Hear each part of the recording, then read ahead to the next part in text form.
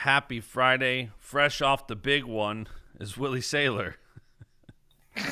Fresh off the big one is Willie Saylor. That sounds You're not just good. you're Not what good was it? introduction. You were just at the big one. Clovis, Buchanan. How'd that go? Yeah, I wasn't on the big one. Not Uh, it went great. It went so well. It is an awesome atmosphere, and the people are great. I love doing. Um, I love wrestling, right? But when the people are great, it makes it so much. It's so much better. The Terrapellis are really good to me. The parents of Clovis and Buchanan are really good to me, um, and the kids are great. It's maybe it's not surprising, but uh, the coaches and the parents who are classy and dignified and good people create wrestlers that are classy and dignified and good people. And uh, I look at those teams that Buchanan, Clovis, and I think of Del Barton, and those Del Barton's really good to me. Malvern's awesome people, um, and there's a lot of them, but I don't know. The wrestling's great. That the friendships are greater. Makes sense. So, where do you want to start? It has been a week of news from, different. I mean, you got national duels that are back kind of. You got Cleveland State dropping their program. That's been a big discussion point. Where do you want to start?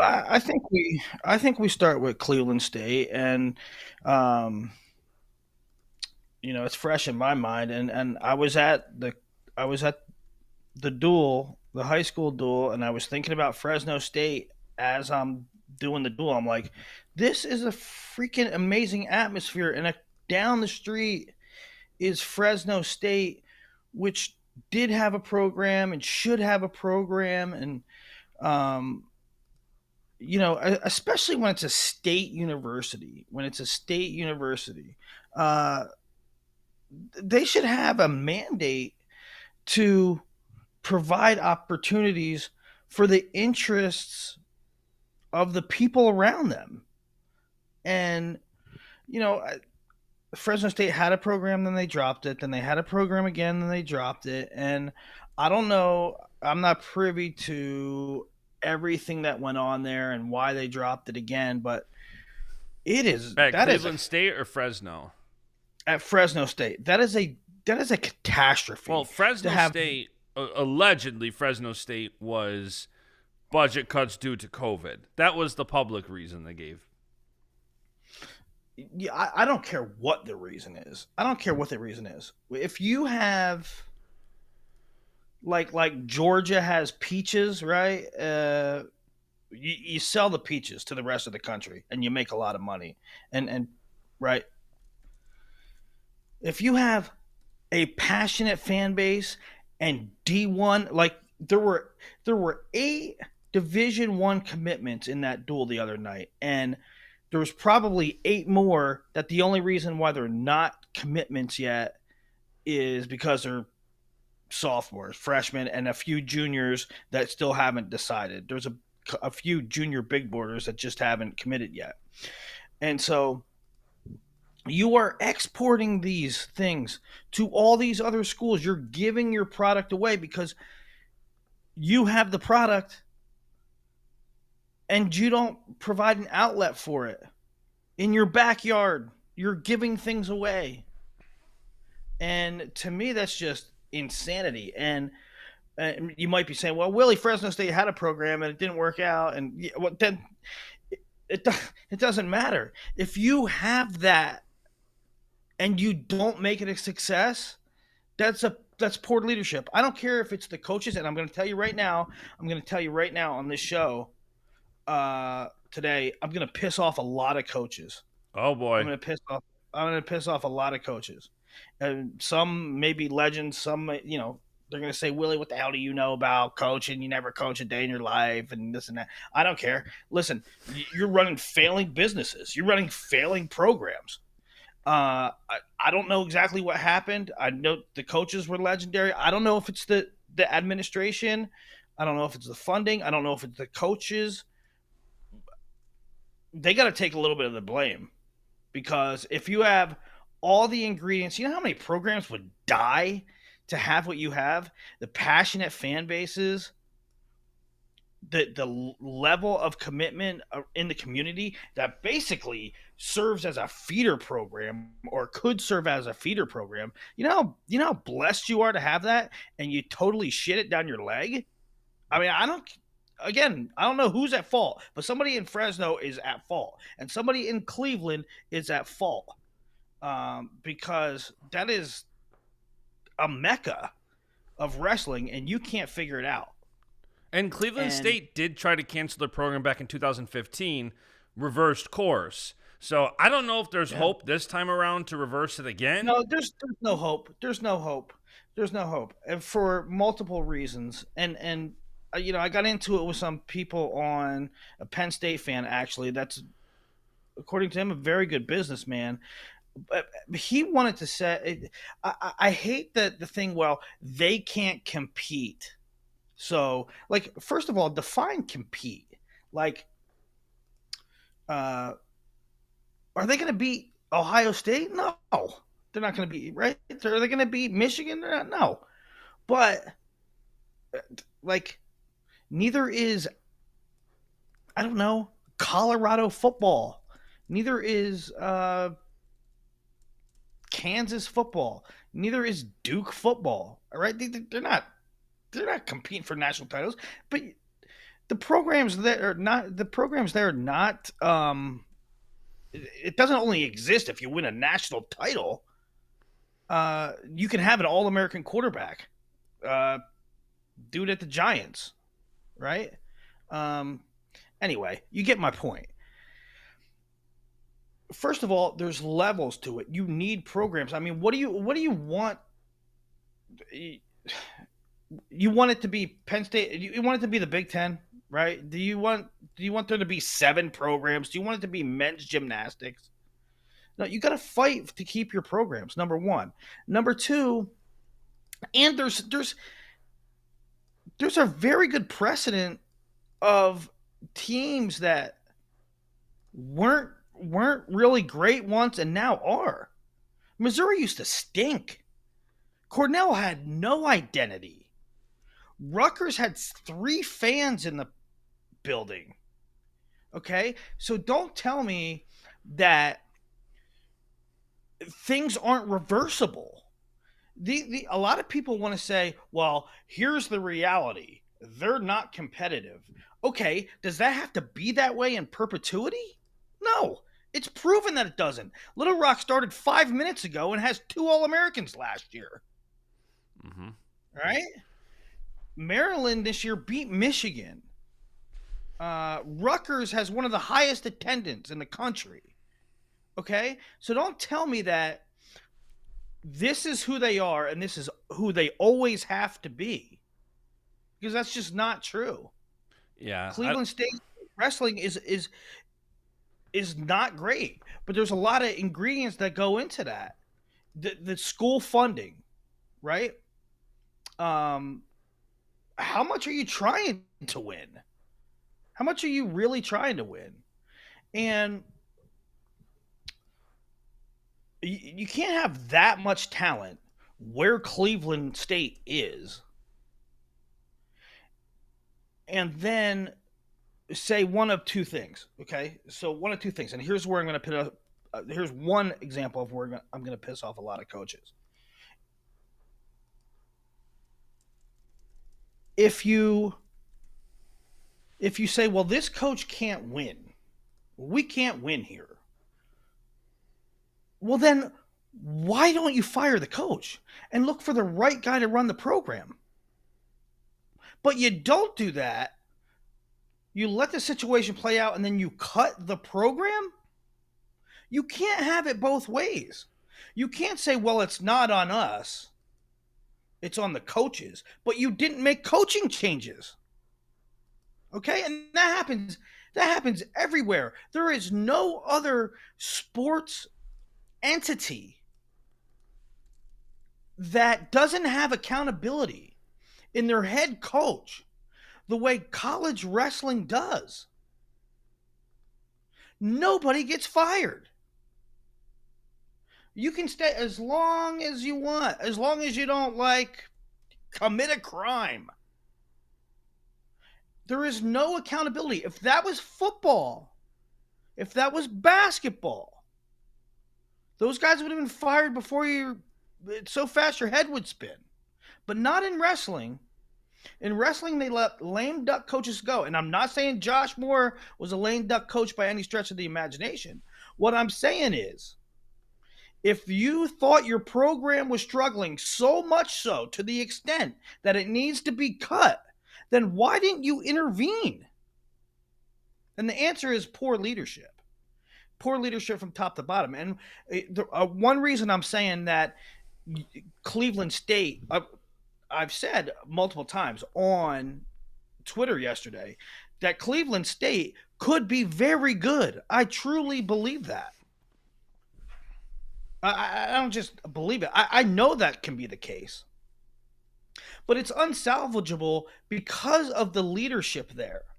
They don't have, Cleveland State does not have one program in its portfolio that has a fucking pulse. The school itself is $422 million in debt. They paid $900,000 for a committee, for an outside firm to say, what should we cut? And they ended up cutting wrestling that lost $80,000 before fundraising. I mean, Cleveland State, their operations basically broke even, but they paid an outside firm $900,000 to tell them to cut that. That cost $80,000. That lost $80,000 before fundraising. So they lost $80,000 from the university budget, which I'm sure Josh Moore made up through fundraising. Right. Right? So they have a terrible portfolio of sports. The university itself is $422 million in debt. They don't even have a football team. I mean, you can kind of say, if you told me the athletic department is struggling, first thing I would say was, yeah, they're probably hemorrhaging money through football. And then you look, they don't even have a football team. So what I have to assume is enrollment there. I have to assume at all levels they are just completely incompetent. Yeah. Because their sports stink. Their sports are hemorrhaging money, apparently. And this university is so far in debt that they must have mismanaged their student enrollment and everything that goes along with it, because everything is a mess there. That's why I'm saying the wrestling programs, it's going to be unsalvageable, in part because I don't know if the school's salvageable. Yeah. How much of this, too, do you think is, with everything we've seen over the last year, do you think this is at all a ricochet from everything going on with NIL and Olympic sports? And you have a lot going on. That's what a lot of Pop-Tarts on Twitter, that's a knee-jerk reaction, right? Yeah. They're like, when I say Cleveland State could be good at wrestling,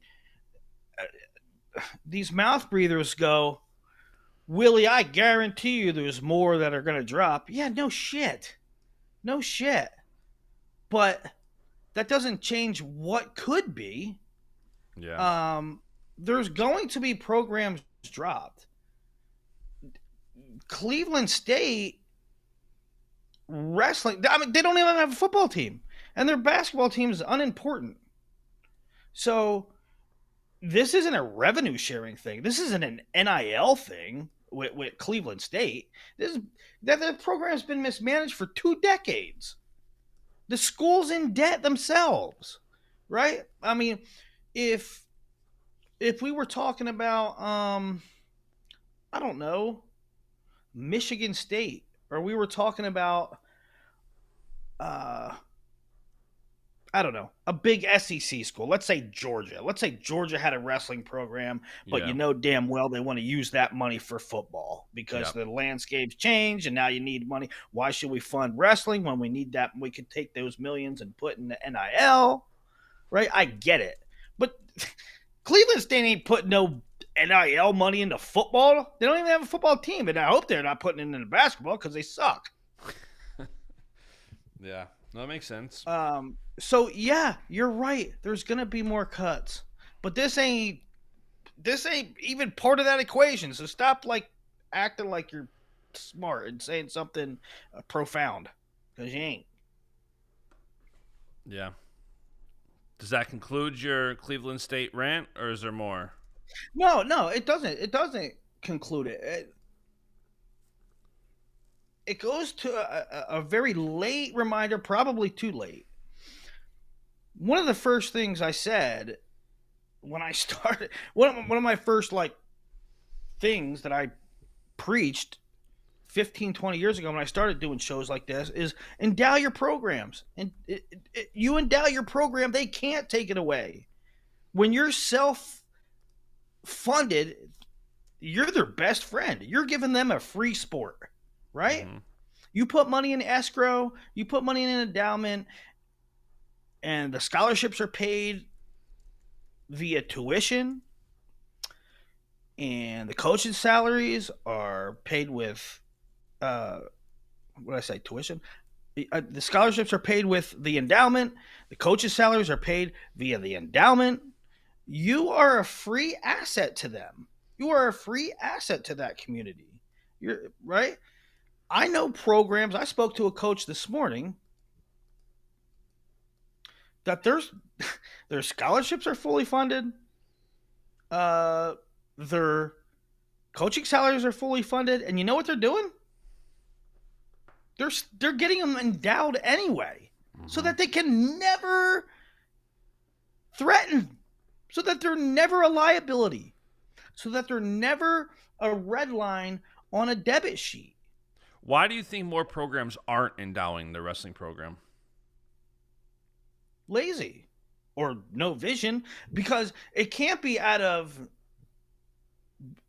from being naive. It can't be from being unaware. Because I've been saying it. I'm sure if they had the NWCA has talked about it. I'm sure it's come up at meetings, come up at like conventions, and it's not from being unaware. It has to be from being lazy or incompetent. Uh, that's a fact of the matter because it's been out there. It's been preached about for a long, long time, and these coaches all talk. So like when Lehigh has endowed several positions. Oregon State has endowed several positions. A lot of schools have done it, but a ton haven't. And actually, a lot of the most vulnerable ones haven't. And here again, I'm going to piss off a lot of coaches, and you might even scoff, but it's not that difficult.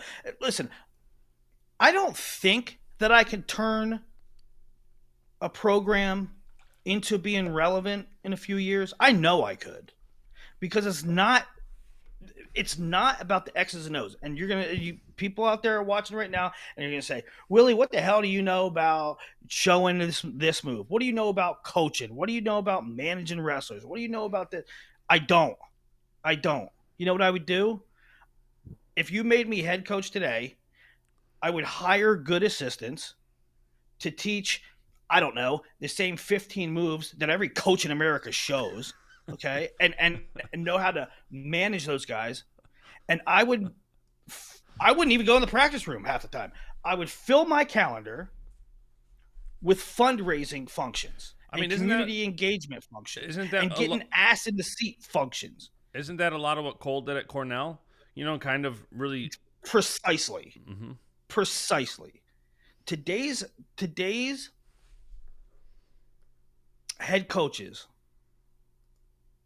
need to be CEOs. They do not need to be showing leg Turks.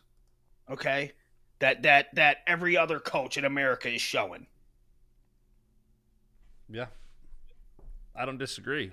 Is that what you thought I was going to scoff at? No, that not you. But when I say Got the it. words, Got it. like the first sentence I say is, I could make a program relevant. Everybody's going to say, the hell do you know? What do you know? What do you know about coaching? I don't know anything about coaching. I know how to build a program. It's truly not that difficult. But people don't focus on the right things to ensure success, to hit another level. And administrators, the athletic department,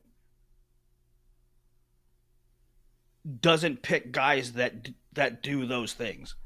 When if I'm an athletic director and you come in and I'm interviewing you, okay, we got a vacancy here at Georgia Tech. We're interviewing a head coach, Georgia Tech. Why should you be the head coach of Georgia Tech? Well, I have a proven track record of I come from this, and I have a great half series, arm and half series, and no, what I want to hear? I want to hear a business plan. Yeah. All right. Let's move on to national duels. Before we do have to acknowledge, probably should have started the show with this, but Baschamania won podcast of the year, which we talked about a couple times. I'm surprised you can even get this episode in, because you probably have lots of speeches to write, a lot of media. No, but you're on Good Morning America. When are you on Good Morning America? It is cool, and I tweeted it. This started as a hobby 5.5 years ago, and I do think both Chenzo co-hosting this in the past year and a half, Willie and I have been doing Basch the Brain every week, and it is a sacrifice. And I mean, right now I came to the office at 7:00. It's 4:00 where Willie is. Like, it does take a sacrifice, and it is very fun. We love doing it. It's also very cool to get the accolade, to win something. We definitely appreciate everybody who voted for the podcast, everybody who listens to the podcast. And if you're not subscribed, you definitely should go subscribe wherever you listen or watch it, whether it's YouTube, Rockfin, you name it, Apple, Spotify. But I always think the National Wrestling Media Association awards are really cool, because that they're voted on by your peers. Yeah. And when your peers, when other guys or girls are in the game with you and they vote for you, that's a tip of the cap, right? It is, and it's cool to have the acknowledgement. I got a lot of DMs from both athletes and coaches, and then other people in media and wrestling. And it's, this is definitely not something you do for the accolades. I think nothing you do, right. And like, this is, but when you get it, it is very cool. It is very, 5.5 years in a world where so many podcasts pop up and fade. Like, it's not easy to be consistent. It's not easy to do it long term. And for 5.5 years now, and again, without Chenzo, without Willie, this podcast is not what it is. I said it too in my tweet. Don Baschamania has been the biggest supporter by far of this podcast since day one. So, it's a good circle of people, and we're kind of, I think you and Chenzo and Don and I, like all of us who've been involved in this, like, we kind of march to the beat of our own drum, and it's cool that it gets to stay that way. Yeah. I never worked for a company like you did, where you were at Flow and saw the difference of being able to go do it for yourself. But it is cool. Like, we have no restrictions. We get to talk on the topics we want. We get to have the guest on that we want. And the podcast isn't for everybody, and that's fine. But you just had Costco on, huh? No, he had me on. I gotta go watch that. Yeah, he's like Nick Costco, who was up for an award. I think he was up for, yeah. And Jordan Burroughs won that, but Nick Will won it 100%. sooner or later. Burroughs also. He's one of my favorite. I love Jordan. Jordan's my guy. He's a good friend of mine for a decade plus now. No, listen, Jordan does a great job. I'm just saying, Nick is that level. He's going to win at one of 100%. these, 100%. and he's super well respected. And I like one of the reasons I bought Intermat was like not that Nick Costco worked for Intermat or wrote for Intermat, but I saw Nick Costco come up from like entry level, right? Yeah. And I don't know, maybe I could at least the opportunities there at Intermat foster that, right? And I don't know, it's really great to see Nick's growth. It is, and I love it for a couple reasons. One, I think I love that On3 Sports, which continues to grow, is getting the wrestling game. And Nick kind of, we talked about on his show on Tuesday, like they gave him free reign to cover wrestling, and he's doing That's awesome so great, right?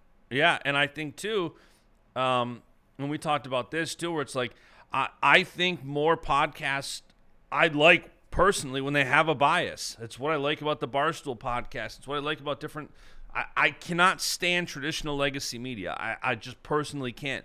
I like the bias. Yeah, it's very vanilla. Yeah, as long as you're open, like very sanitized. It was cool. A couple years ago at NCAs, I think 2 years ago maybe.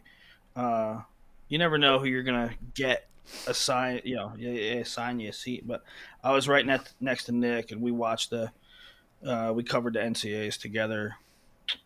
Elbow to elbow, and he's a good dude, man. Yep, I hope he sticks around. I hate when we see guys cover the sport.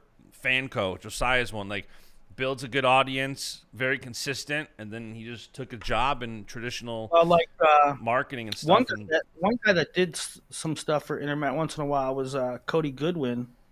And he's really tight. Like we're in a group chat still to this day. Cody Goodwin was amazing. He was from Iowa. He's from Kansas City, but covered Iowa wrestling for a long time, right? Like one of the most important beats in the country as far as wrestling goes, and he crushed it. He's one of my best journalist friends. I love the guy, and he had an opportunity to come up. And he won National Wrestling Media Association awards a couple times. But he had an opportunity to come up. He went from Iowa wrestling to Alabama football, which is pretty cool. But we're still in a group chat, and he says all the time, like, he misses it. He certainly misses it. So, and I would say too, to anybody who's listening too, I would also encourage you to 1,000% take the chance. If you want to cover wrestling, don't let people poo-poo you from doing it. Whether you want to try to cover it as a whole, whether just senior level, whether just a specific college program in RTC, like whatever. I think the more people covering the sport, the better, and you have to start somewhere. So anybody who wants to potentially be more involved, like, go do it. You have the resources nowadays to start whatever you want. You can Google, YouTube, you really do now, figure it out, and like, you don't need anybody to give you a chance. You can just start doing something. And if you have questions, DM us, and we'll help you where we can. All right, That's enough. So thank you, everybody who voted. It's a very cool accolade. All right, so next big news topic of the week, Willie. Here, we got baited. We got baited by David Taylor. Baited so bad. David Taylor baited the wrestling community. So here's kind of the overview. David Taylor internally is working on developing national duels at Oklahoma State, tweets out on a Monday, you know what, we need national duels to come back, and it should be in November. The whole wrestling world talks about it for a week, and then after David pitches up this idea, he gets his bat, and he swings, and so it's like... He had the ball on a tee. So as soon as Oklahoma State announced it, the two dots just instantly connected, like... Very smart on David to start that conversation a week before they actually announced it. So, I hate I hate when things get popular. You know how things get like popular, like little sayings, Mm-hmm. and like they come and they go, but they for like 6 months or a year they're like really big. They're like everybody says it, right? Yeah. Like I remember he threw me under the bus, right? Everybody said that at one time every 5 minutes. And what's the one now? Oh, it hits different. That hits different, right? I hate that saying mostly because everybody says it about everything, whether it's something to eat or a song they heard or. But I will tell you, David puts out the tweet. We should have national duels in November, right? Christian Piles comments on a Kale video. Mm-hmm. Then the announcement comes out on whatever day it was. Looking back at the tweets, they definitely hit different, knowing what you know now. Yeah. Because David basically set it up and then knocked him down, and Piles masterfully, in my opinion, masterfully played uh, the comment on Kale because Kale says you don't need to have everybody there to have a great event. It's coming down the pipeline. Piles, knowing that Kale's not going to go, says, I agree. Yeah. You don't need everybody. Like, you don't need everybody. Like, I don't know if his tune would be the same if he didn't know what he knew. And it is funny because even some of like I was reading a couple general articles to see like what traditional media was saying about it, and it was funny because one person said, David got his opinion out there, and less than a week later, his wish was validated. He got what he wanted. It's like, are you dum-dums really not paying attention? Who said that? That was in a article. I think it was Ocali.com. Let me see, but it's like, I don't know, I guess if you're not paying attention, but yeah, listen. So let's do the one-on-one recap, by the way, is that Oklahoma State announces in partnership with the NWCA, who does the All-Star Classic, they're going to bring back the National Duels Invitational. Oklahoma State will host it at the BOK Center in Tulsa, which is where NCAA's was a couple years ago. Paycom, who's owned by Chad Richardson. How do you say his last name? Richardson. Somebody did tweet like, "Congrats, Basch, on winning the award. 5.5 years of mispronouncing last names, incredible." Yeah, I think it's pronounced Piscataway. So yeah, there's a duel tonight, Piscataway. So Chad from Paycom, who's also the large Oklahoma State donor, is sponsoring this event. They're putting up $1 million. And there's going to be $1 million prize pool. So it's not the winner gets $1 million. The winning team gets like $200,000. And then it will go down from there based on, it's like second place gets 150, third place 150, fourth place 75, the rest between 50 and 20,000. And we can talk about it in a few minutes. I have no idea how that's going to get broken up. I'm assuming it's going to be left up to the team's discretion as to if you win $75,000. Is it a split between the team and the athletes? I'm assuming that's going to be left up to the team, but I did see that question, and I don't think there's an answer for that. But so no, they can split it up. However, it's going to go to the school, right? It's going to go not the school. It's going to go to the program, and the program can decide what they're doing with it. They could take it for program uses. They could give it to the school. They could give it to the athletes. They can do 50-50. They can split it up any way they want. Yeah. All right. So what are your overarching thoughts on the announcement? You had a couple days now to digest it. I think it's great. It's not unlike what Frank Papalizia was doing. I don't know. It might be more money. I think it's more money. $1 million. Yeah, it's way more money. But It was sort of like that. Now, the big thing, the big difference to me between the two is that they're going to wrestle the finals, and the beef, or the beef with Frank's event at Journeyman Collegiate Duels was that there was no crossover, right? So you could have Iowa in one pool and Penn State in another pool, and you knew they weren't going to wrestle. Um, and a lot of people poo-pooed that. And sure,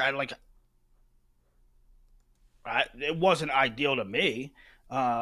I would like to see Iowa and Penn State wrestle. Why is Iowa and Penn State going to both win their pools and not wrestle? Well, we wrestle later in the year. Who cares? You can't wrestle twice, right? I mean, that being said, it was a great event. I loved watching, even though they weren't going to meet. And I'm not picking on Penn State or Iowa.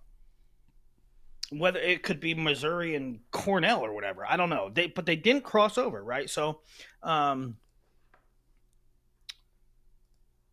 that left a little meat on the bone, and people didn't quite like that. That being said, it was better than 95% of other events, and that's why I don't like.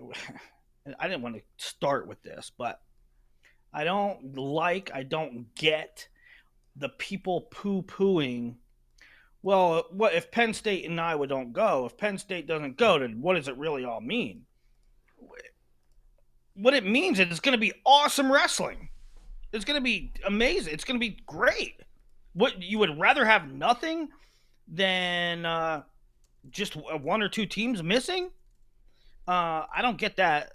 I don't get that vibe at all, unless you're like a maxi. You're like a all or nothing type guy. You shouldn't call it national duels then. If Penn State's not going, you shouldn't call it national duels. Well, they're not calling it National Duels Championship. It's national because it's teams across the country. That's right, what the word national means. Well, here's the thing, guys. Everybody's invited. If you don't want to go, you don't want to go. I understand. Listen, I understand if, and you should too, because there's Oklahoma State fans out there that are whining. There's Iowa fans that are whining, but then if we're in, then we're not whining. And then there's general fan bases saying, "Oh, well, if Penn State doesn't go, that's BS. They're not growing the sport." Dude, shut up. Like, shut up. Kale and Penn State, they're a dynasty. If you think that it doesn't align with your training and your progress to reach your ultimate goal, then don't go. Then don't do it. Why would somebody raise their hand and say, I don't think this is the best for me, and you say, well, you have to, sir. Well, and not for nothing. I don't know. They win like every year, so right. He's doing something right. Penn State, obviously, and the coaching staff have got this down so well. Like you said, they've won, 11 of the last 13 championships.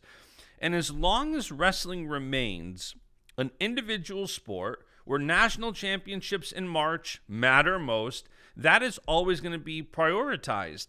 And it should. And correct. And for somebody to think that, Penn State should now change their whole season and their plans just because David Taylor and Oklahoma State want to do this, it's like, I don't know if it's a sense of entitlement or what, to think that, yeah. And listen, I agree. Penn State, Iowa. Kale's probably not liking what I'm saying, and David's probably not liking what I'm saying, right? I'm like,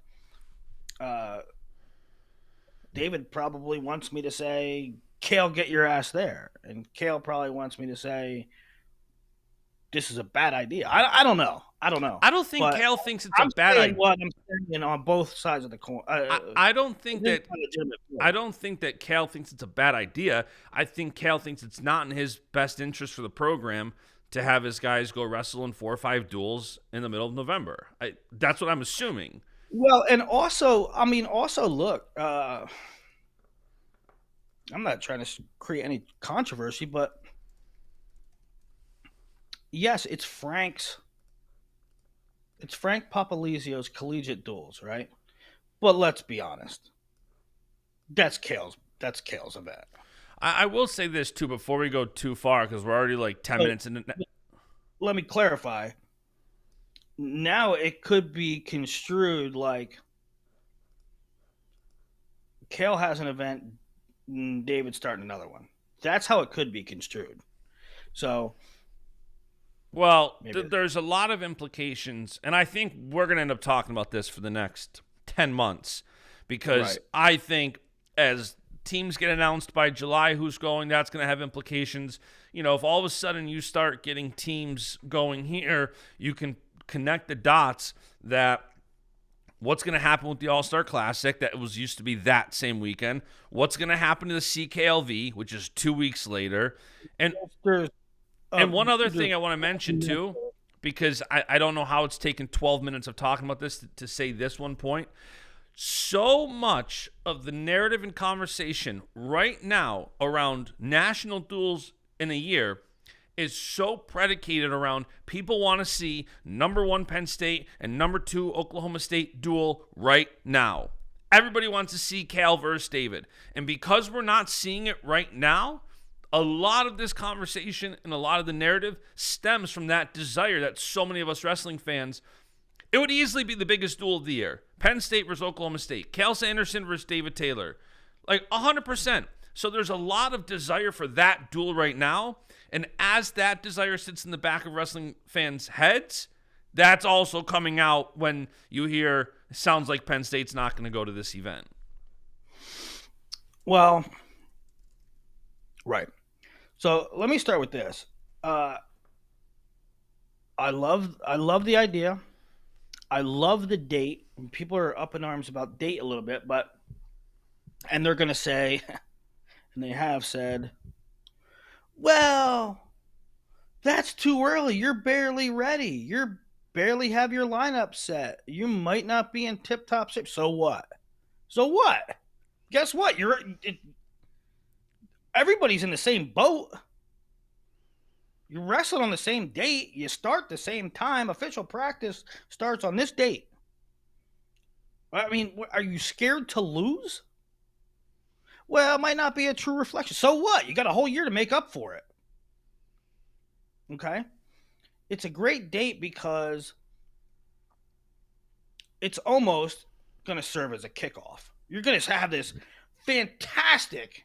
You might have you might have one weekend a little duels and maybe a little open, but then boom, you're going to have this tremendous kickoff to the college wrestling season, and it's going to be really awesome. And teams are going to go.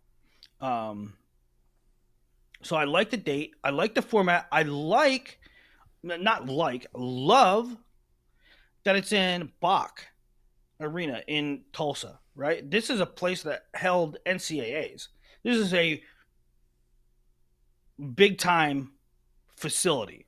This isn't in an airplane hangar. This isn't a little dinky theater. This is big. They're doing it big. And so with prize money, to me, everything about it is professional. Where wrestling's 1,000 years old, and we still don't do things professionally a lot of times. And so, I think it's a good date. I think they're doing it right. I think they're doing it pro. From what I understand, they would like to get the finals on ESPN. Um, I don't know really where they're at with that. One thing that is a little complicated with it is that's still football weekend, right? And Mm-hmm. so they might have a problem getting a time slot there. I don't, but if But that's on a Sunday, I mean, Saturday I could see being a problem if, like, for ESPN not wanting to get the whole tournament because they're not going to compete with football on Saturday. But ESPN on a Sunday, November, they don't show any football. So it might make sense for the finals on Sunday. I, certainly like ESPNU or ESPN Plus or whatever, ESPN2, whatever it might be.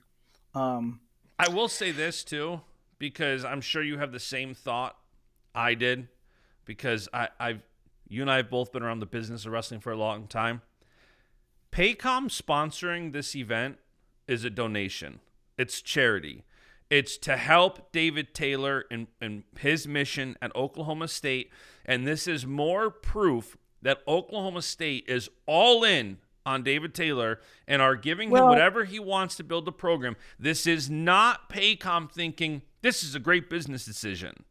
100% that is the case. Oh yeah, for sure. That's one thing to talk about too. The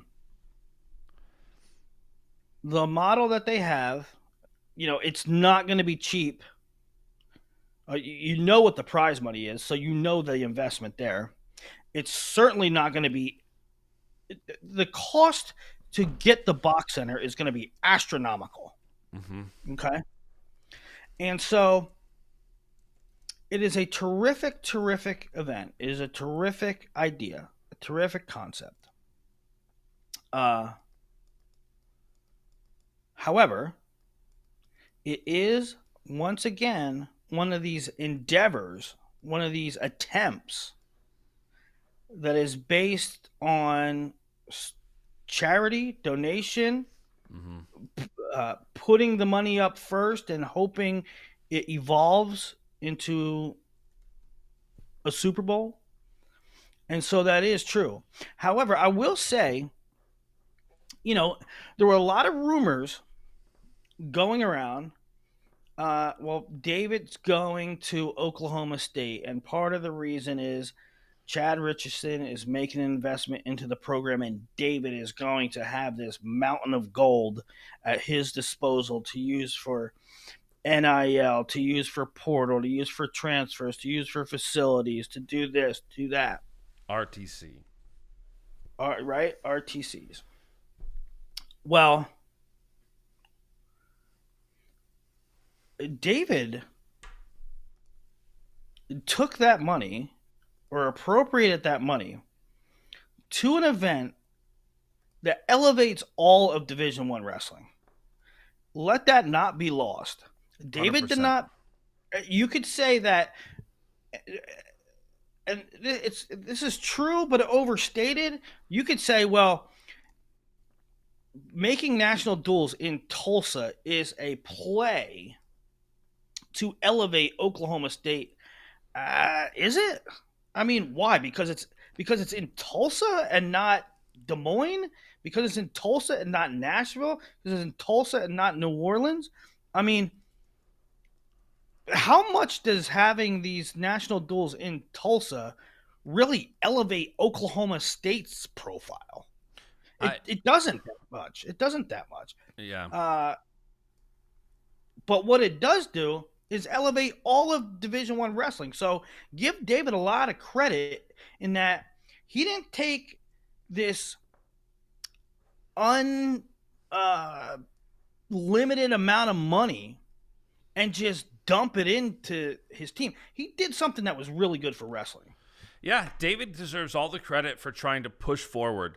Regardless of what your thoughts are on this event, regardless of, if you're focused on the Penn State and Iowa attendance or lack thereof, whatever, David Taylor's trying something, and that is a hell of a lot more than many people. We started this show off with you poo-pooing on coaches and a lack of, call it diligence, of taking care of things, getting ahead of things. And here's David doing the extreme opposite, bringing money into the sport, creating events, trying to answer and fill needs. Like, he deserves all the credit for that. Absolutely. It's a good thing for the sport, and it's a smart play. I'm really interested. There's still a lot to learn. When I first learned about it, I actually, you guys text me. I can't wait till Willie wakes up and shares his opinion on this, because I slept in. Well, I was up way late. I didn't get in my hotel till like midnight. And then we heard the next morning, and I saw it. I'm like, go to my computer, figure out what's going on, and I tweeted, "This is great." With props to everybody to make it happen, to make it happen. And David called within like a minute, and so we talked about a couple of the details, but still things are a lot like fuzzy to me and stuff. Like I'm not entirely sure, but there's going to be a committee, and I'm gonna learn more details Yeah. on it. But And, it's and very listen, exciting. it's one of those things that this is a big event, and over the next 10 months, you're going to hear about it a lot on our shows. We're going to keep commentating on it as different events or different details come out about the event. They said we'll know by July 15th, all the teams participating, no later than July 15th. So, Yeah, I mean that's one of the things I think they wanted my input on is like just breaking down who uh, should be invited. It's sort of there's an art to it, and I helped Frank with this too. Like Willie, who are the teams we should target? Because sometimes teams take seventh at NCAAs, but they really did it on the backs of three guys, and two of them are graduating. And right, tournament scoring is yeah. way different than dual prowess, and so evaluating teams is a big one, and I'm going to be interested in how they pick them. And uh, you know, it's funny because there's a lot of jockeying for position as far as uh, well, we should be on this side of the bracket, we should be on that side of the bracket, and we don't want to see a conference opponent. And it's going to get Oh, there's going to be a lot of that. Yeah. I already got calls from coaches, head coaches, saying, "Willie, if there's anything you can do, if you have any pull, tell them we want in, tell them we should be in." You know, so I mean, the coaches are there's coaches looking forward to it. There's coaches that want in. Yeah. That's going to be awesome. All right. So that's the beginning of the National Duels is Back conversation. Do you want to preview some of this weekend's action? Yes, I do. Of course, I do. Where do we?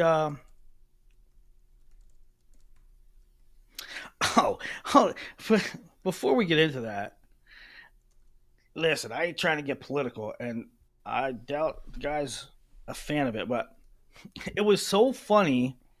Tom Brand's first answer, like, "Hey, Tom, are you interested in national duels?" And he went like full Kamala.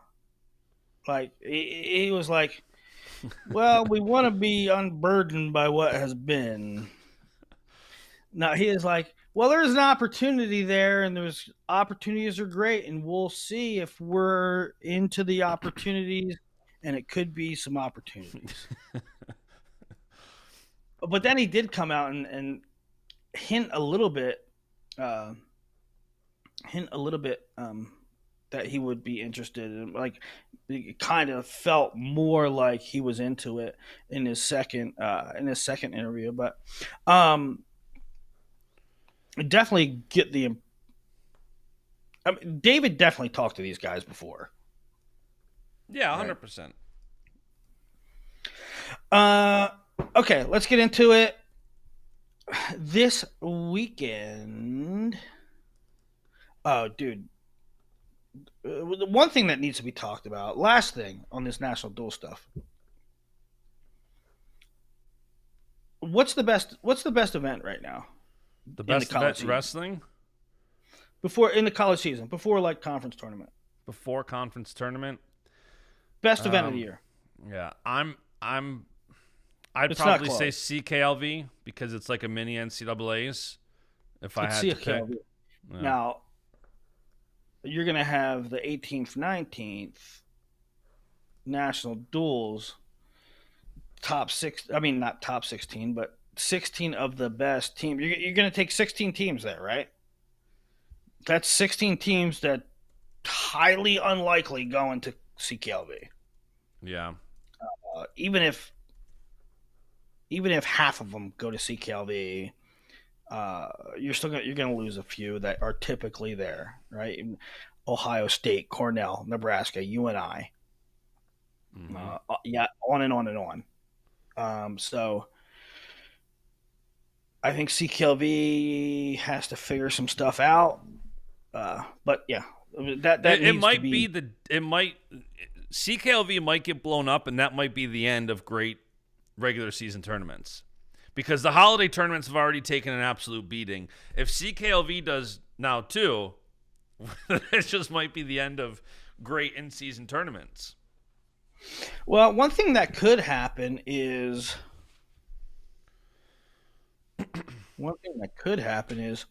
a lot of these teams go to national duels, and then instead of going to Cliff Keen, they got a couple extra weeks, and now they go to Midlands. Maybe. Yeah. Yeah, because the Cliff Keen duels normally first couple days of December, whereas obviously the holiday tournaments are in between Christmas and New Year's. Right, so maybe Midlands becomes giant again. Who knows? Or Or the scuffle. maybe maybe Cliff Keen says, you know what? December 28th in Vegas. That sounds pretty good to me. Yeah. We'll move there, right? So yeah, but you can't. To me, you can't discuss this without talking about the current best in season event having to change. I mean, it's a major storyline.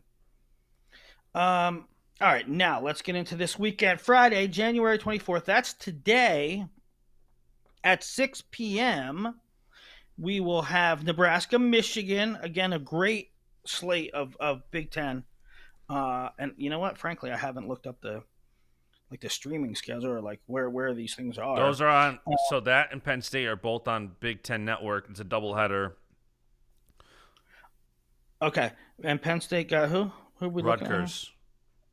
Okay, so tonight, Nebraska at Michigan. Michigan a little bit down this year, especially 25-33, where they were typically bangers. Um,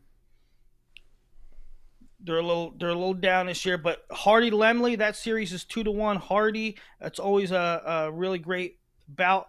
Antrell Taylor has Chase Saldate. Um, to me, I like Walker Pinto is going to be really competitive. Bullock Silas is going to be really competitive. So there's at least four great In matches this there. duel, the line, Nebraska is 16.5-point favorites right now.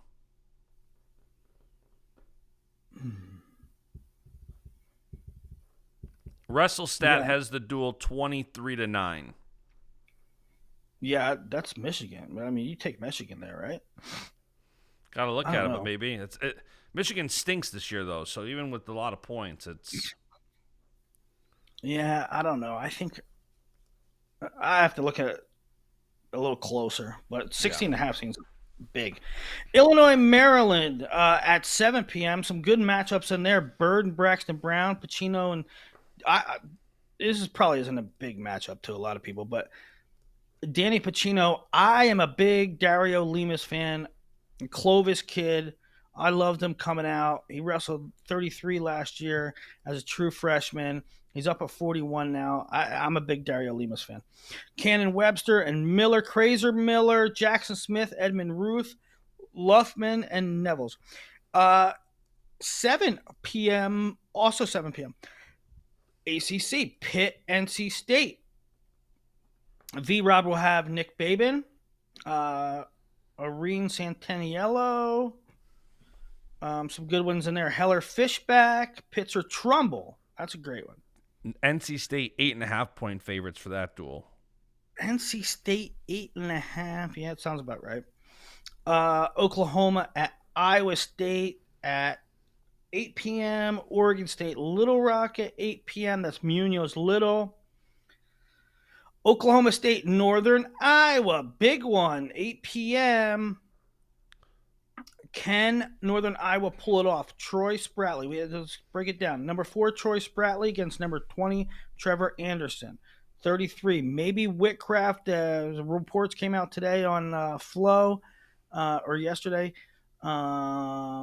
According to David 133 kind of TBD. They're not exactly sure. But that is key. To me, that's key because number 21, Julian Farber, is not too shabby. And let me run through the lineups and we'll get to that in a second. Jameson, Happel, that's a 4 versus 5 matchup. Carter Young, Real Buto, that's a 12-13 matchup. Caleb Fish, Ryder Downey, Cam Amin, Jack Thompson, Dean Hamidi, Jared Sima. Plot, Keckeisen is a 2 versus 3 matchup. Luke Serber, Wyatt Volker, 7-12. Hendrickson, Runyon. Can Northern Iowa pull off the upset? What's their path? And Northern Iowa's 9.5-point favorite underdogs. Seems like a lot of points to give Northern Iowa in this. I could see it being 9. I could see that. I could see Oklahoma State covering that. I could too. It's one of those things where you could look back and Oklahoma State could win by 16. You know what I mean? They could. But it's like they could. But Northern Iowa also has a path, and the path goes like this. They're probably going to lose 25. Farber, they need Farber. Okay? If Farber wins, that on paper it's a 19-21 matchup if it's Whitcraft. If it's not, if it's Cale Hughes, I don't know, but probably similar. I favor either Oklahoma State guy, but I also am really bullish on Farber, and I think at any given, I think that's a winnable matchup. I wouldn't pick it, but I think he could. Happel Jameson is a 4 versus 5 matchup. They need that one. Carter Young, Real Buto, 12-13. They need that one. Ryder Downey favored over Caleb Fish. That's 4. Downey's ranked 4. Fish is ranked 13. And those rankings were from earlier in the week, so they may change. So if somebody's commenting and saying, that was earlier in the week.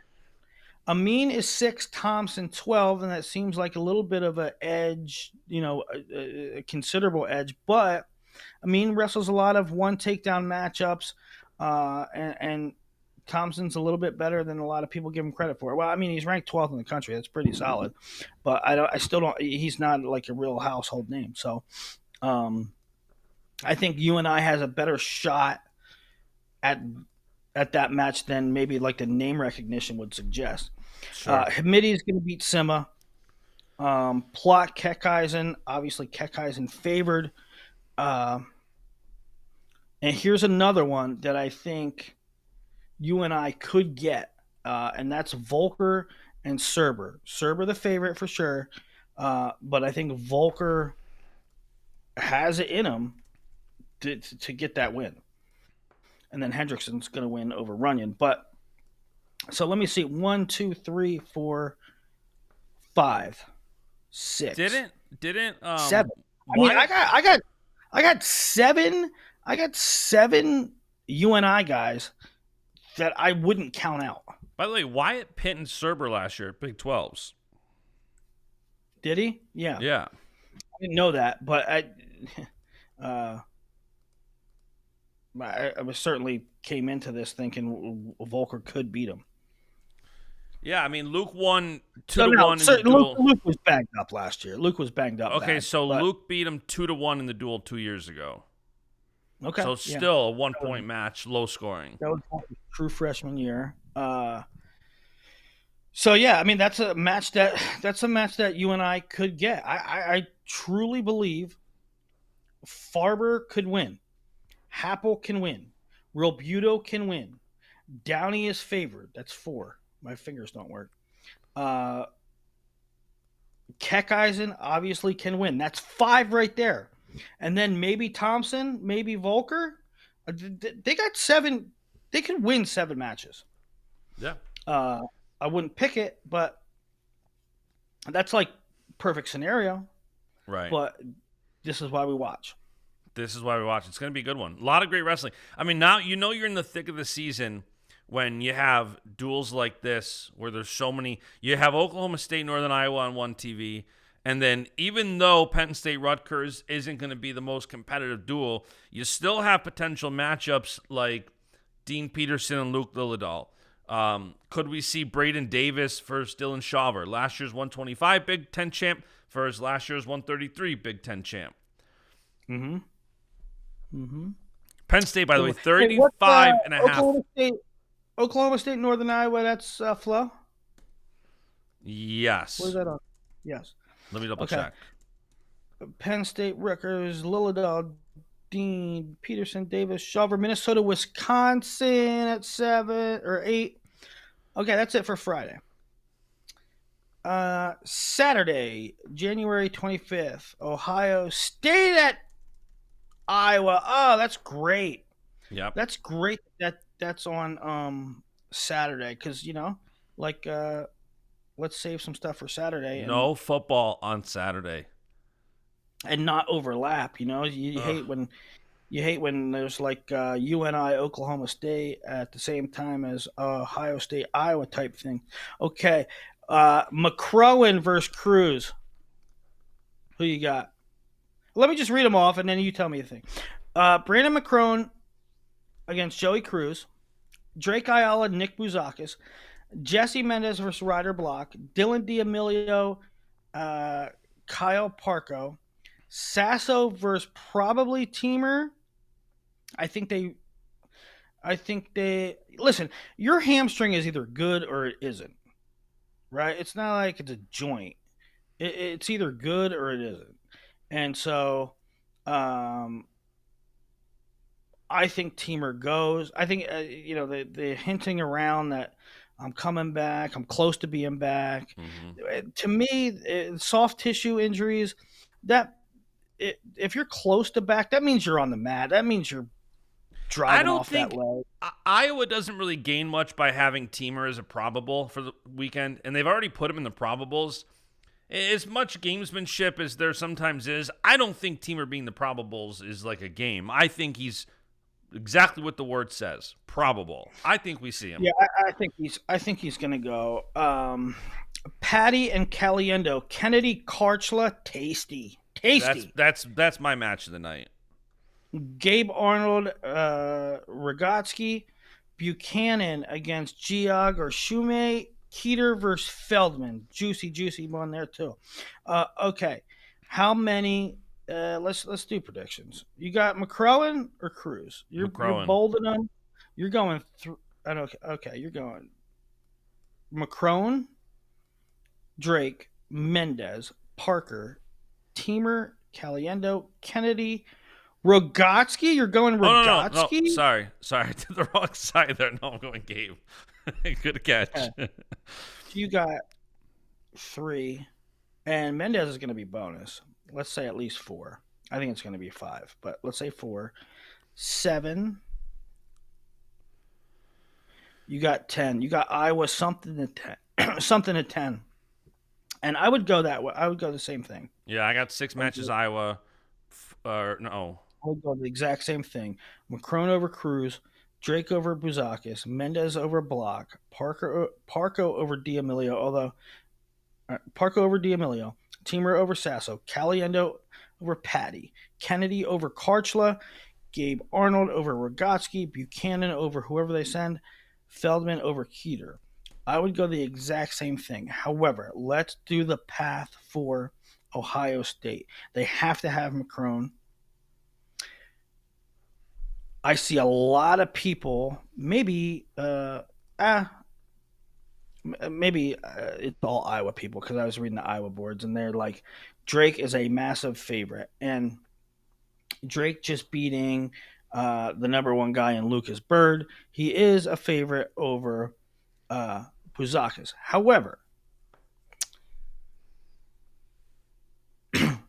Bouzakis has split with Knox.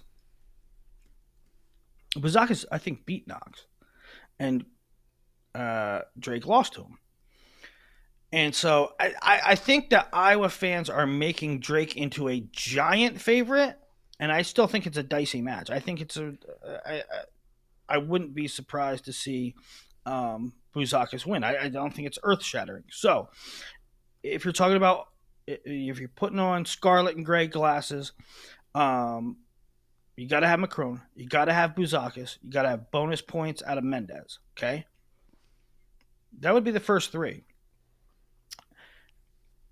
call me crazy, like D'Amelio Parco. That's not a major favorite. I don't think nobody blows the doors off D'Amelio. I think he's going to be in the match, uh, and so Yeah, you this is a probably really big match for Parco. You know, the only loss that D'Amelio has had all year was a Lachlan McNeil decision he dropped in the duel back in December. He's looking pretty decent, I would say, this year. And Parco, you know, when I was talking about how Penn State and Iowa match up, and people were saying what a favorite Shane Van Ness is over Parco, and Parco won 1-0. And it's like, this is a big match for Parco. I do think that this is a match that Parco's looking into where I believe D'Amelio's top 10. If not, he's like 11 or 12. He's right there. So this is a big match for Parco. I think Parco's going to show up for this one. You know, I think it was, were we talking about it on Monday? Because he beat Cannon Webster 1-0. yeah. And it was a very boring match. Before that, he So has and three straight this is attacks. another reason. Yeah, this is another reason why I think Teamer will go. I number one, I think he's ready to go, first and foremost, and number two, I think they're going to need him, unless depending upon what weight they start at too. We have to, if you assume they start at 25, if Cruz gets an upset, Drake does what he's supposed to do, and Parco wins, then maybe they just sit Teamer. Yeah. There is a path for Iowa to be comfortable. They win the first three. They win the 3 out of 4, Yeah. and they say, you know what, our upper weights are coming. They're fine. Teamer, I'm gonna save it for another day. Give it another week. Yeah.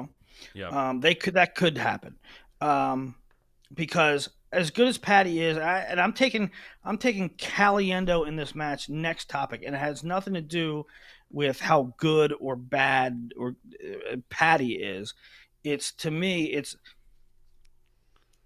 I can't pick anybody except Mesenbrink against Caliendo. I think he's that good. I think Caliendo has the opportunity to major him here. I really do. With how good Caliendo has looked all season, I could more likely see a Caliendo major than a Gallagher decision. Yeah, I just can't pick Patty in this spot, especially being up at 65 for the first time. Caliendo being the absolute the 1B or the number 2, in the country. Yeah. Kennedy Karchler. Now, this is one that Ohio State would have to have. Yeah. I think Kennedy's wrestling the best of his career. I am still concerned about Karchler's sort of mobility. He's been dinged up a bunch. I'm going Kennedy here, but on paper, Karchler has the ability to do it, and Fun fact: who's the one Iowa guy that Karchula has wrestled? is it Kennedy? Nope. The one Iowa guy. The one Iowa guy that I have no idea. Alex Marinelli. Yeah. 2022. He lost 3-2 in the duel and 4-2 at NCAA's. Yeah. Yeah. It's a coin toss match. I really do think that Karchel is that good. I think he can beat him. I think Kennedy has the edge, though, so that's why he's my pick. He's my pick, too. A lot of it is, too, I don't even put much thought into it. I pick Kennedy because he's looking really great. Mm-hmm. But that the reason I'm just like Kennedy is because I don't know what Karchlet really is right now. I don't know how healthy he is. I don't know where he's at. Is that like Teamer? I mean, Sasso too, right? Is like coming into this year is like, how good he could be. Yep. But you got concerns. Yep. Now here's an interesting one: Gabe over Rogotsky. Now I picked Gabe, 7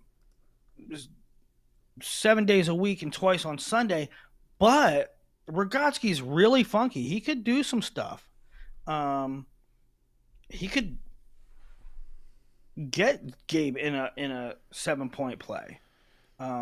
He's dangerous, and so Straight up fundamentals, I'll take Gabe, but Rogoski's really dangerous. Yeah, And then you got to Rogotsky. take Feldman. You got to take Buchanan big, and you got to take Feldman over Keeter. Uh, Yeah, so that's the path. That's the path for each team. Rogotsky Oh, has not historically done good against top 10 guys, but he did get that pin last year in the Ohio State Penn State duel over Bernie Truax in the second period, which was big for him. So yeah, yeah, yeah. He's dangerous for sure. Um,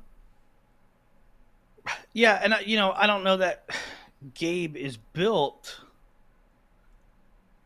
to. I should say that. I don't know that Gabe is built to come back from a big deficit, right? Like analyzing all the scenarios, and it's not likely. But Rogotsky is dangerous, and if some flurry would happen in the first period and Rogotsky goes up 7 points, I don't know that Gabe is built to come back from a 7-0 hole. However, um, Rogotsky is a guy that gives you opportunities, right? It's not difficult to get in on his legs, and so that sort of mitigates some of that stuff. Yeah. Um, Also, Saturday, Northern Iowa, Oklahoma. Sunday, January 26th, Nebraska at Michigan State, West Virginia at Missouri. Both of those at 1 p.m. Minnesota Northwestern at 1 p.m. Illinois Rutgers at 1 p.m. Shawver Bird. So Shawver will have Davis and Bird this weekend. Could have. Campbell American Central, Michigan versus Bakersfield. Okie State, Iowa State. That's a big one. Let's break it Yeah. down. Spratley against who? I guess Tarakina might be on the shelf for a week or two. It sounds like he's injured, but not long term. So that would give him make Iowa State run out either Perryman or Mesa. Mesa's looked good. I did not check. I meant to do this before we got on the air and or on the show, and I did not. I don't know what Mesa's situation is about dates. I don't know if he has any left. Um, so I don't know, but you probably take Spratley regardless. Let me see how I'm looking. He's wrestled. I do not think he has any dates left. So he wrestled Stanford Iowa State duel, Navy Iowa State duel, Grandview Open, Iowa State duel. Cliff Keen is 5. Soldier Salute is 6. Cyclone Open would be 7. I don't know if any of those are unattached though, but he's wrestled 7 dates. Grandview, that sounds like 5 to me, just off the top of my head. Yeah. Grandview and Cyclone Open could have been unattached. Yeah. So yeah, it would probably be Spratley Perryman then. Whitcraft or Hughes versus Frost. You go Frost there. Jameson Etchemendia or Frost. What's Etchemendia's situation? I don't even know right now. He had an ankle sprain. I don't think he's back yet. I think it was an ankle sprain. Carter Young, Panero Johnson. Caleb Fish versus maybe Chittum. I don't know. We'll see. Chittum, he said Kevin Dresser said something about Chittum being a little dinged up, but he's a maybe this duel. Manny Rojas, Cam Amin, Dean Hamidi, MJ Gatan. That's a disaster. Plot Bachman, Serber versus maybe Bartel. Christian Carroll left the program for at least for the time being. Etchemendia is listed as a probable for this weekend, so we might see him back. Is he? Yeah. Okay.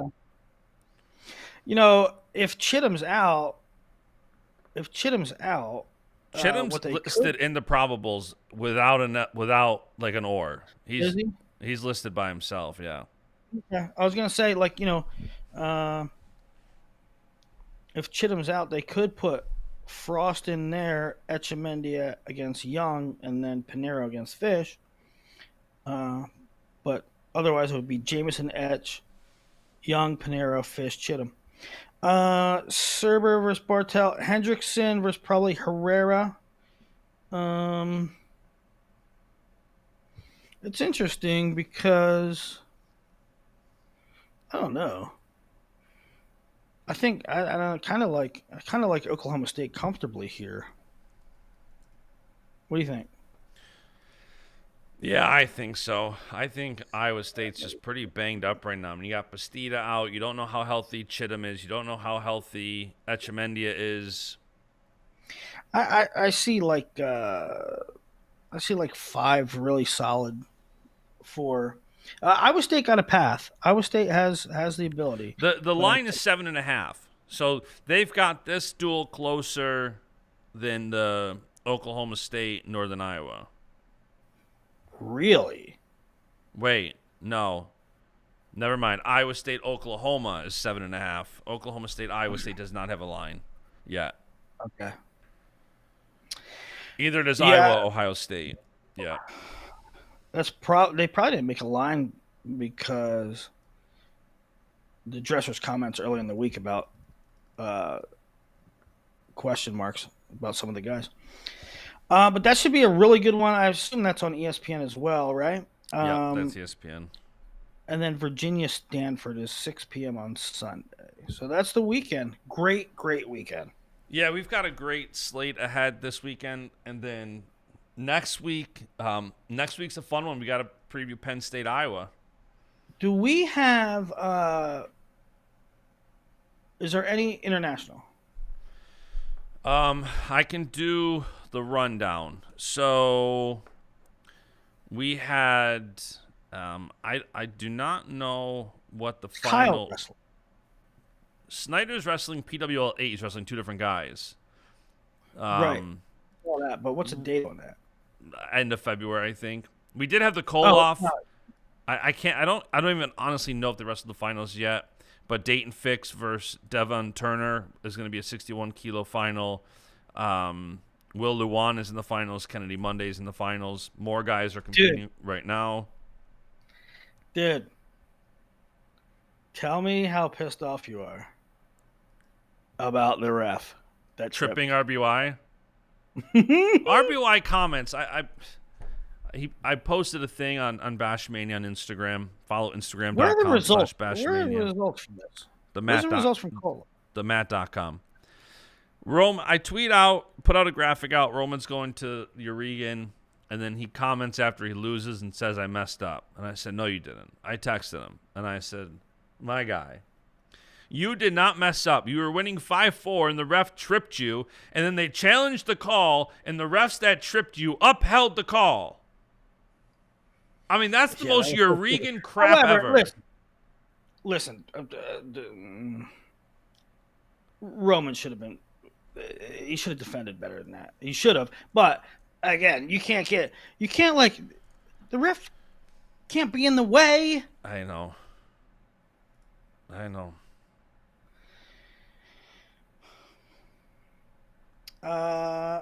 Fix and Turner.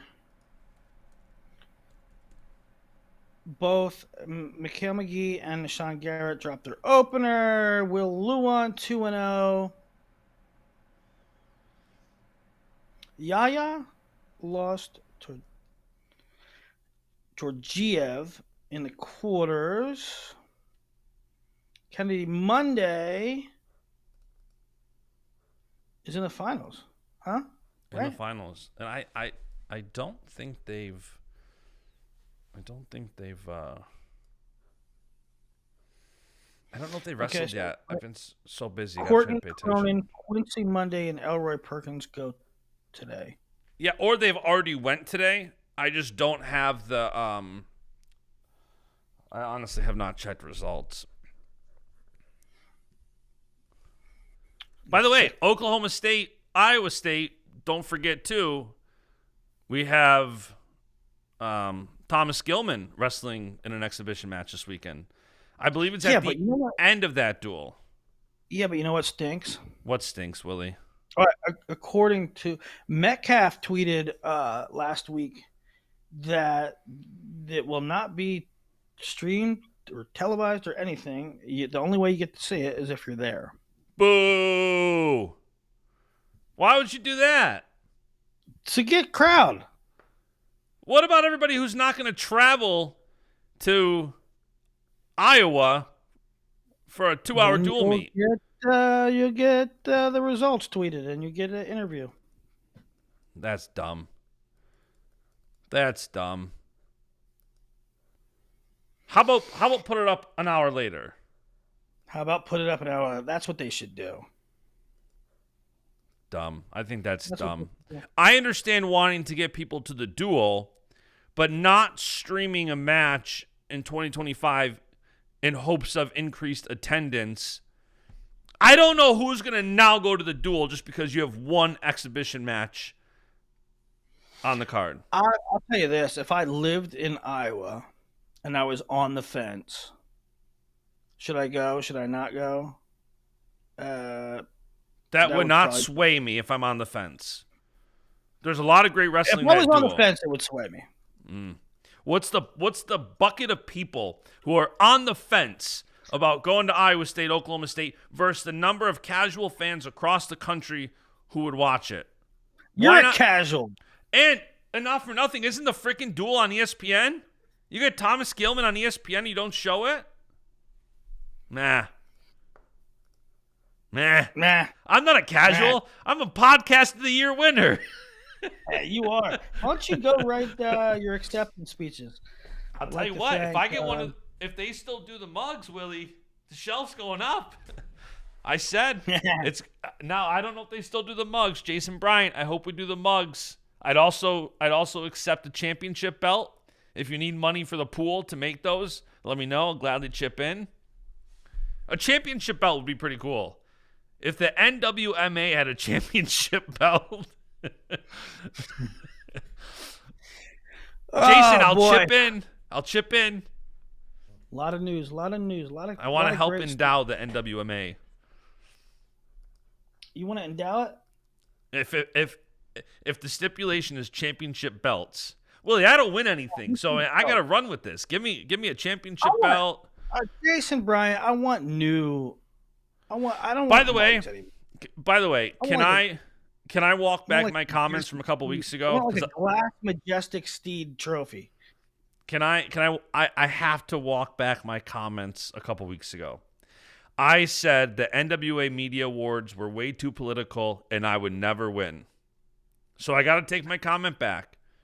Maybe it was just, reverse psychology, trying to convince myself I wasn't going to win. Or maybe it tipped the scales, and maybe that ended the corruption.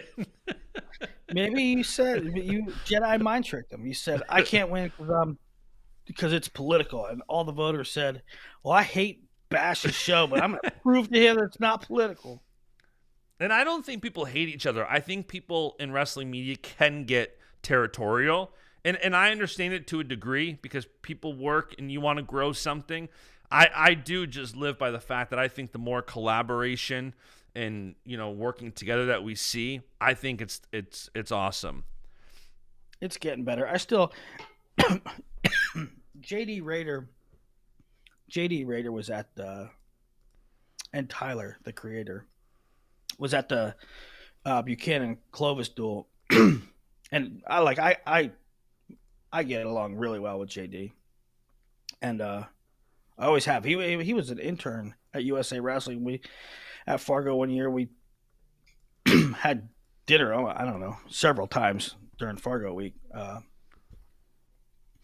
But I get along really well with him. And I told him, I said, I know I twist the knife sometimes and poke at you guys, but I'm having fun with it. I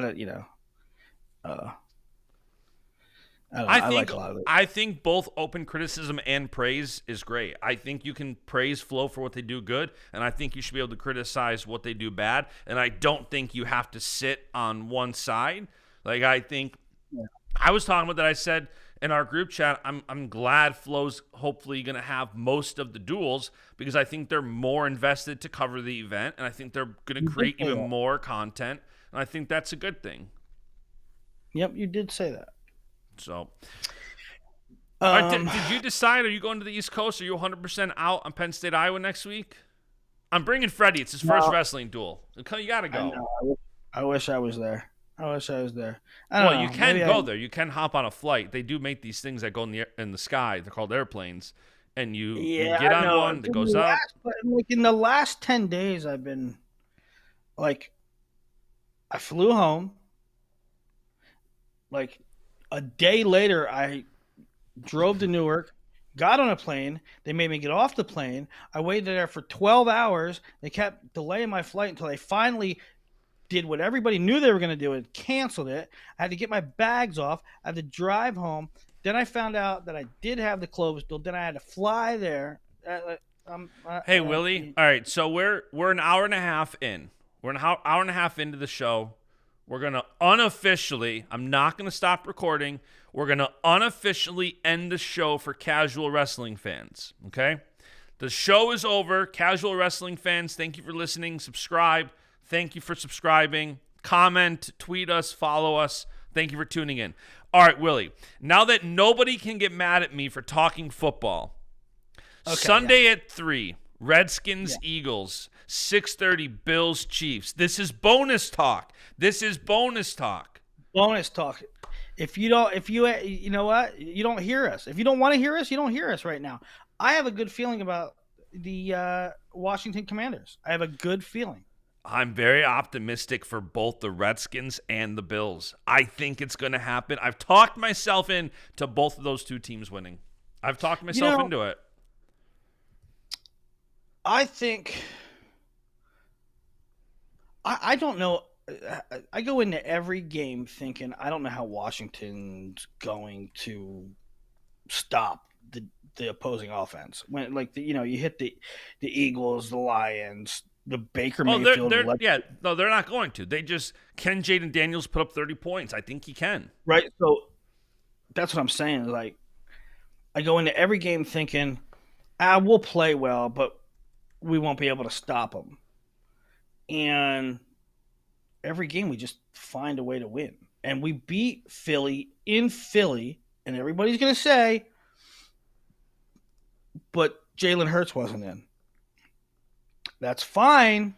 But you know who was in? Nakobe Dean. You know who's not in this week? Nakobe Dean. You know how many points we put up when they had Nakobe Dean? 36 points. We scored 36 points in Philly with one of their best players that's now out. So, I'm not saying that we're going to win, but we don't punt. Like, nobody can stop us.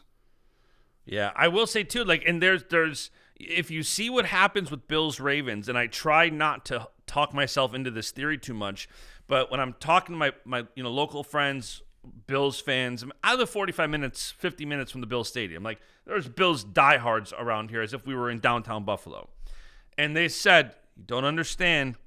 The Ravens decimated the Bills in Week 4 because this guy wasn't there. Matt Milano wasn't there." And it's like, well, does that matter that much? Obviously, it did. You saw what the Bills did to the Ravens. So I agree with you. I think the Redskins, the Commanders, the football team, they need to score 30 points to win, but I think they can do it. Here's why I like the Bills, but I have concerns. It's always been about the Chiefs' offense. This season is about the Chiefs' defense. They're playing exceptional, especially their secondary, and they do have a good D line. So, I mean, I'm used to the Bills scoring on everybody, and if they can be their normal offensive self, I have no reservations. But the Chiefs have been playing much better defense this year. They have. They absolutely have. I think it's the Bills' year. I think they're foaming at the mouth for this. I think there's just a lot of like, Josh Allen can't win the big one. Fellers likes to say that when he tries to get me going. He does get me going with that one. Win?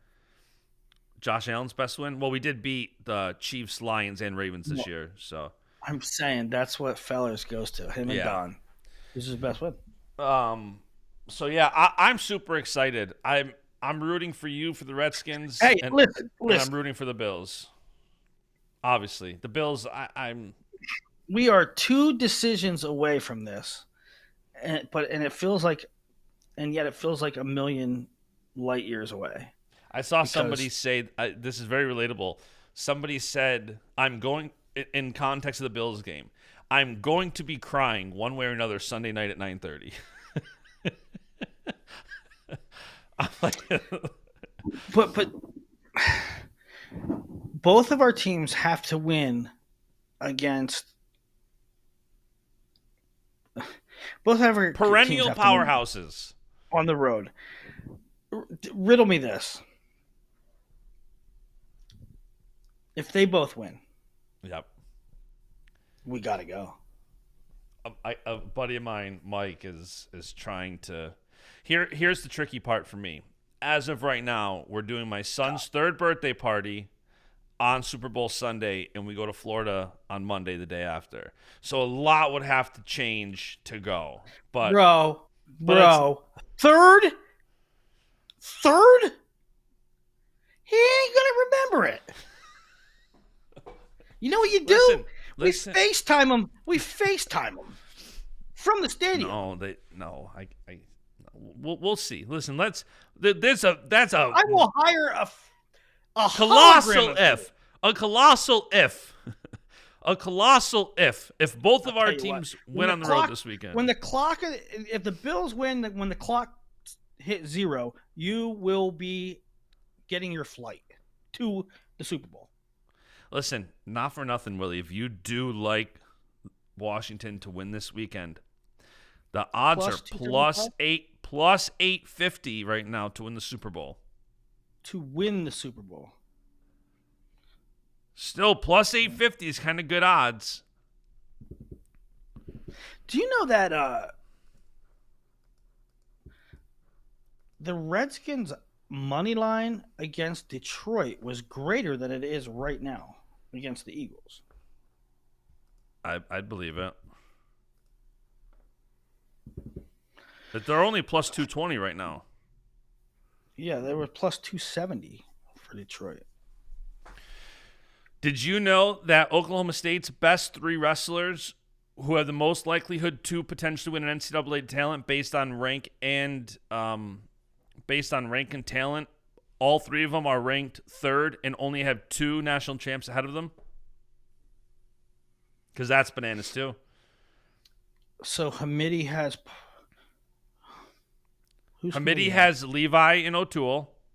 Okay. Plott has Wyatt Kekheisen and Carter. Hendrickson has Kirk and Gable. That is insane. First of all, how many times in history, how many times in history have there been 3 weights in the same year with 2 returning champs? It's crazy. Because there was a discussion about. And to think that the number 3 guy at every weight was a Cowboy, was from the same team. That's because if you look on paper, who is Oklahoma State's best chance to win a natty this year? What the hell does this have to do with the Super Bowl? Odds. And just, you said it's unbelievable. It is unbelievable. I feel bad for everybody who tuned out and missed that tidbit, so I'll have to bring it up on the next show. You will have to bring it up. You know, if a podcaster of the year would bring it up on the next show. Correct. Yeah. No, we will. I mean, listen, when we preview Oklahoma State, Iowa, there's a lot of you're the same way as I am, and I'm the same way as you are in this regard. You have a 46-page Word doc of rank and show notes. There's golden nuggets all throughout that you don't get to in every show. It's just like I'm the same way. Like that Oklahoma State thing. Like there's little nuggets that you can't get to on every show, and because sometimes when I like to just see where you're at, I just go on your Word doc, and you know the randomness there. I mean, you're talking about placers by seeded Ironman to just, and you don't update this. That's the other funny thing. Like you don't really. Donnie gone. Who are the top head coach candidates? Like you don't update stuff. No, that's for when I knew Donnie was leaving to go to Columbia. Pritzloff. Yeah. Yeah, he's gone. He's already in Stillwater. Shout out, fellas. All right, that's today's show. Have a great Friday. I cannot wait for some good wrestling tonight. Doubleheader on Big Ten Network. We got Oklahoma State, UNI. So we'll be live tweeting it. Thanks for tuning in. That's the show.